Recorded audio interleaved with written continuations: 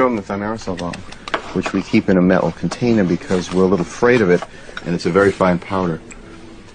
This is thimerosal, which is labeled very toxic. Has cumulative effects, can cause damage to the kidneys, to the respiratory system, skin, to the nervous system.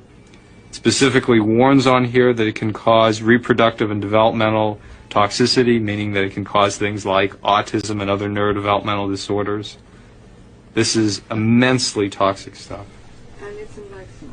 And this is what's in the vaccine.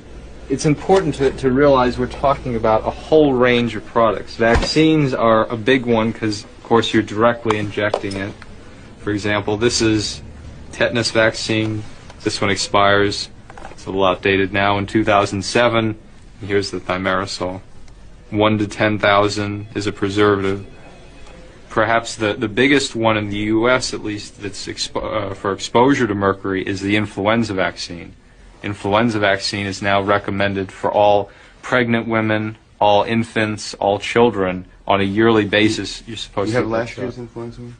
Understand that thimerosal is not added at the end. It's not like, well, that factory next year can make thimerosal free.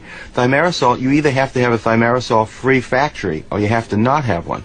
They add thimerosal at each step because the factory is not clean and not sterile. So you either have to have an expensive sterile factory where you don't need thimerosal, or you have to have one that produces thimerosal. It's going to need thimerosal or something the whole time.